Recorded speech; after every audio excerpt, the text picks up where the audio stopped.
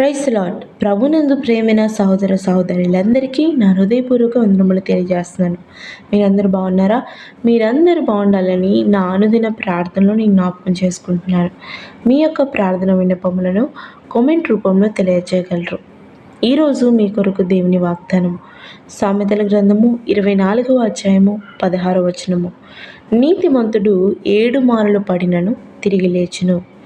అవును ప్రియులారా, దేవుడు ఈరోజు కూడా ఒక గొప్ప వాగ్దానంతో మనతో మాట్లాడుతున్నాడు.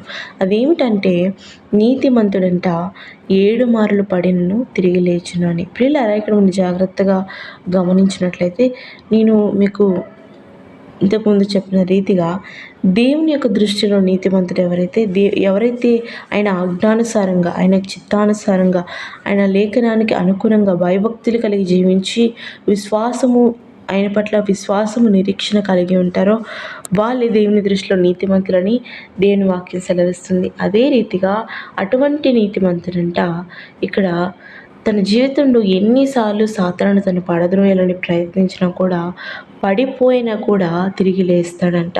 ప్రియులారా, మన జీవితంలో మన దైనందిన జీవితంలో సాతానుడు అనేక విధమైన శోధనలు మన జీవితంలో రప్పించి మనల్ని పడద్రోయాలని, మనల్ని కృంగతీయాలని ఆలోచిస్తూ ఉంటాడు. తన యొక్క పన్నాగాలను పన్నుతున్నాడు. అటువంటి పరిస్థితుల్లో మనం తిరిగి లేవాలంటే మనము దేవుని దృష్టిలో నీతిమంతుడిగా ఉండాలి. ప్రియ సోదరి, ప్రియ సోదరుడా, అవును, ఒక నీతిమంతుడు ఎందుకు తిరిగి లేవగలడంటే ఎందుకంటే అతని యొక్క నిరీక్షణ, అతని యొక్క విశ్వాసము, అతని యొక్క గురి, అతని యొక్క ఆధారము దేవుడై ఉన్నాడు కనుక. ఈరోజు నా జీవితంలో కూడా మనము ఎన్నిసార్లు పడినను, సాతాను యొక్క ఉచ్చులో మనం ఎన్నిసార్లు పడినను, శోధనలో సమస్యలలో మనం ఎన్నిసార్లు పడినను, మనము తిరిగి లేవగలిగిన పరిస్థితిలో ఉండాలంటే మనము నీతిమంతులుగా దేవుని దృష్టిలో ఉండాలి. అవును, బైబిల్లో ఒక గొప్ప ఉదాహరణ మనం చూస్తాం. యోబు యొక్క జీవితంలో సాతానుడు అనేకమైన శోధనలు రప్పించి, వ్యాధి బాధలను రప్పించి, తనకున్నవన్నీ తీసేసి శోధనలో నెట్టివేస్తాడు. పడిపోతాడు యోబు, ఎన్నో బాధలు అనుభవిస్తాడు. అయినప్పటికీ యోబు తిరిగి లేస్తాడు. బైబిల్ వాక్యం సెలవిస్తుంది, యోబు నీతిమంతుడు, యథార్థవంతుడని. కనుక దేవుడు ఎన్నిసార్లు యోబు శోధనలో పడిపోయినప్పటికీ తిరిగి చివరికి దేవుడు యోబు నీతిమంతుడు కనుక తన జీవితాన్ని నిలబెట్టాడు, లేపాడు. ఈరోజు నా జీవితంలో కూడా ఆయన చేయి పట్టి లేపువాడుగా ఉన్నాడు. ఆయన మనల్ని నిలబెట్టువాడుగా ఉన్నాడు. ప్రియ సోదరి, ప్రియ సోదరుడా, నువ్వు ఈరోజు పడిపోయిన పరిస్థితిలో ఉన్నావా? పడిపోయినను తిరిగి లేవలేని పరిస్థితిలో ఉన్నావా? లేచే శక్తి నాకు లేదనుకుంటున్నావా? నీకున్న బాధల నుంచి, నీకున్న శోధనల నుంచి, నీకున్న సమస్యల నుంచి, నీకున్న అనారోగ్య పరిస్థితుల నుంచి నిన్ను లేపలేని వారు ఎవరు లేరనుకున్నావా? లేచే శక్తి నీకు లేదనుకున్నావా? దేవుడు ఈరోజు నీతో మాట్లాడుతున్న మాట, నువ్వు నీతిమంతుడిగా దేవుని యందు భయభక్తులు కలిగి జీవించినట్లయితే నువ్వు ఎన్నిసార్లు పడినా కూడా నీ జీవితంలో నువ్వు తిరిగి పైకి లేస్తావని దేవుని వాక్యం సెలవిస్తుంది. ఎందుకంటే మన యొక్క నిరీక్షణ, మన యొక్క ఆధారము, మన యొక్క విశ్వాసము దేని పట్ల పెట్టుకున్నట్లయితే మనము పడిన దాని గురించి ఆలోచించాం, పడిన దాని యొక్క కారణం గురించి ఆలోచించాం. కానీ మనల్ని పడినను తిరిగి లేపే దేవుడి మీద మనం ఆధారం చేసుకొని బ్రతికాం కనుక మనము తిరిగి లేచే యొక్క విశ్వాసము, ఆ యొక్క శక్తి మనకు దేవుడు అనుగ్రహిస్తాడు. ప్రియ సహోదరి, ప్రియ సహోదరుడా, నువ్వు అటువంటి పరిస్థితిలో ఉన్నట్లయితే దేవుని దృష్టిలో నీతిమంతుడిగా జీవించు.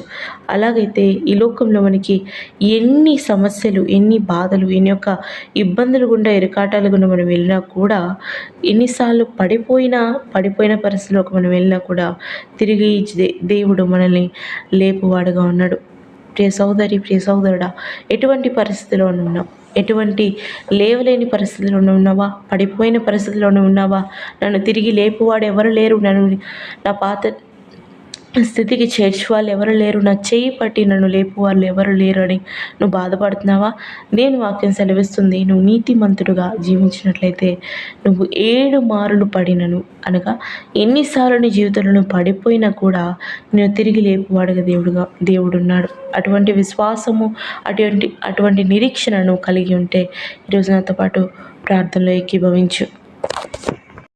ప్రేమ కలిగిన తండ్రి, మహోన్నతురానికే వేలాది స్తోత్రములు చెల్లించుకుంటున్నాం. అయ్యా, మా పట్ల మీరు కలిగి ఉన్న గొప్ప ఉద్దేశంను బట్టి వందనములు. అవును అయ్యా, ఈ లోకంలో మాకు కలుగు శోధనలు, బాధలు, అయ్యా ఇబ్బందులు మేము కృంగిపోయి పడిపోయినప్పుడు అయా మమ్మలను తిరిగి లేపలేని వారు ఎవరూ లేరని మేము అయా అవిశ్వాసంగా అల్ప విశ్వాసంగా ఆలోచిస్తూ ఉంటాం. కానీ బిడ్డలు అటువంటి పరిస్థితిలో ఉన్నారేమో జ్ఞాపకం చేసుకో. అయా వాళ్ళు నీ దృష్టిలో నీతిమంతుడిగా భయభక్తులు కలిగి జీవించిన వ్యక్తులైతే వాళ్ళు ఎన్నిసార్లు పడిపోయినా కూడా మీరు తిరిగి లేపుతారని చేసిన గొప్ప వాగ్దానం బట్టి వందనములు. అవునా తండ్రి, అయా మా నీతిగా జీవించిన అయా మా జీవితంలో మేము నీతిగా జీవించిన ఎడల అనేకమైన శోధనలు మా జీవితంలో వస్తాయి.